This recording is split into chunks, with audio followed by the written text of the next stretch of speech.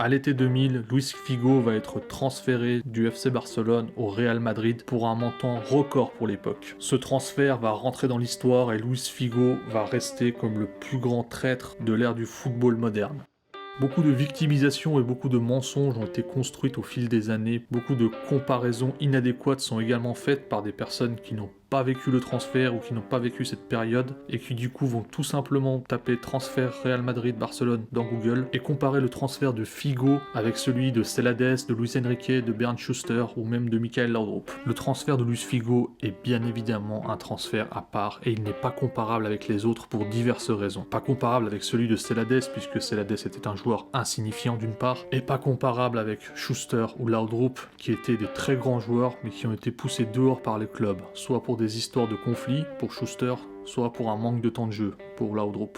Revenons donc à Luis Figo. Arrivé en 1995, il va s'imposer rapidement comme un joueur clé du Barça. Johan Cruyff l'a choisi parce qu'il voit en lui des qualités et de créativité nécessaires pour remplacer Laudrup. C'est un dribbleur hors pair, un cauchemar pour toutes les défenses adverses. La saison avant son départ, il est même le vice-capitaine du Barça. Il porte souvent le brassard lors des absences de Pep Guardiola. C'est aussi un des chouchous du public et un joueur qui affiche ouvertement sa haine du Real Madrid. Après avoir gagné la Liga, il s'était teint les cheveux en rouge et bleu et lors de la célébration, il chantait « Saluez le champion, les petites pleureuses blanches ».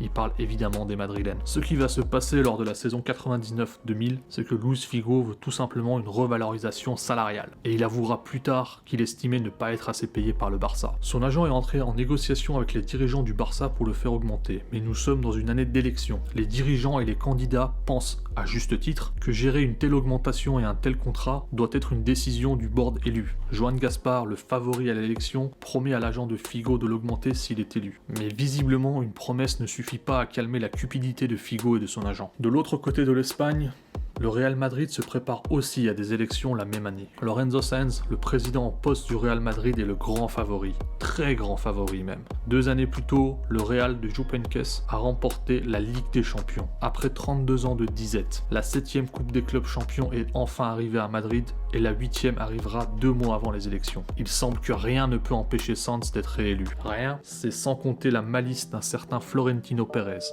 Et c'est sous-estimer la haine que peuvent ressentir les socios du Real Madrid et du Barça l'un pour l'autre. Florentino Pérez vise donc la direction du Real. Il a très peu de chance, très peu de chance. Il estime que pour ça, il a besoin d'un transfert spectaculaire. Il va donc faire un sondage auprès des socios du Real Madrid pour savoir quel est le joueur qu'il rêverait d'avoir et ils répondent Figo. Selon le journaliste Diego Torres, à ce moment-là, les socios du Real ne voulaient pas le recrutement de Figo pour l'aimer, non, ils le voulaient tout simplement pour humilier et pour enterrer le Barça. Et au final, encore une fois, d'après Diego Torres, une bonne grosse partie des socios du Real Madrid donnent plus d'importance au fait de frapper un coup fort au cœur du Barça plutôt que de valoriser les 2 Ligues des Champions remportées par le Real sous Lorenzo Sanz. Et à la fin du film, ils seront évidemment majoritaires puisque Pérez sera élu avec une légère avance. Mais pour y parvenir, Florentino va devoir se mettre en action. Tout d'abord, il va déposer une garantie en banque du montant de la clause de Luis Figo, environ 60 millions d'euros, un record pour l'époque. Il va parvenir à un accord avec Figo et son agent. Si Florentino est élu, Figo doit signer au Real Madrid. Si Figo refuse d'honorer cet accord, il devra payer 34 millions d'euros d'indemnité à Florentino Pérez. Mais si Pérez n'est pas élu, Pérez paiera tout de même 2 millions d'euros à Figo et son agent, juste pour avoir signé cet accord. Étant donné qu'a priori Pérez n'avait aucune chance d'être élu, c'était un moyen très facile pour Figo de se faire de l'argent. Le 6 juillet 2000, la rumeur de cet accord va fuiter dans la presse. Figo va tout d'abord nier cet accord. C'est évidemment un énorme mensonge. En réalité, il nie parce qu'il sait que même si Pérez n'est pas élu et qu'il reste au Barça, les supporters barcelonais vont le détruire. La rumeur va être confirmée, Pérez va même aller plus loin et donner des détails sur l'accord qu'il a.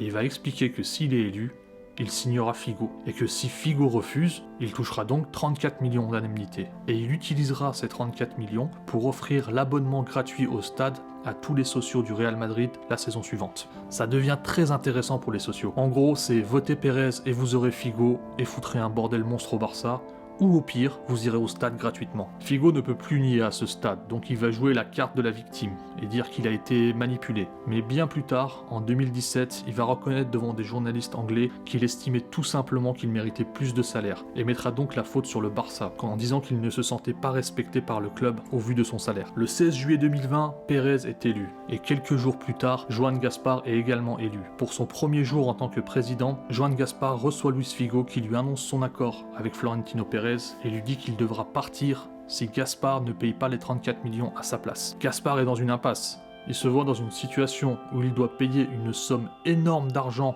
pour garder un joueur qui lui appartient. Il faut rappeler qu'à l'époque, Ronaldo a été transféré du Barça vers l'Inter pour environ 28 millions d'euros en 1997. Donc 34 millions, c'est énormément d'argent. Et sachant que Florentino Pérez va utiliser ces 34 millions pour envoyer les socios gratuitement au stade. Ce qui signifie qu'en gros, que c'est Gaspar qui va devoir payer pour que les socios du Real puissent se divertir au stade. C'est évidemment le niveau suprême de l'humiliation et Gaspar ne peut pas accepter. Figo n'en revient pas, il ne pensait pas que Gaspar refuserait de payer pour lui et qu'il serait obligé de signer au Real. Il pense même que c'est une blague au départ. Mais en réalité, il s'est engagé dans quelque chose d'irréversible en signant cet accord avec Pérez. Et son agent va lui expliquer qu'ils risquent tous les deux la banqueroute s'ils ne signent pas au Real Madrid. Il signera donc dans la foulée avec le Real. Pour sa présentation, rien n'est laissé au hasard par Pérez.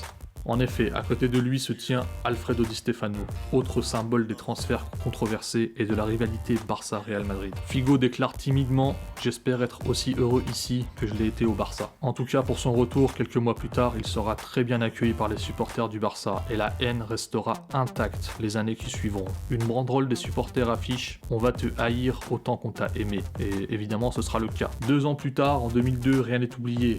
Il va même recevoir une tête de porc en sa direction sur le terrain. Le Camp Nou n'oubliera jamais.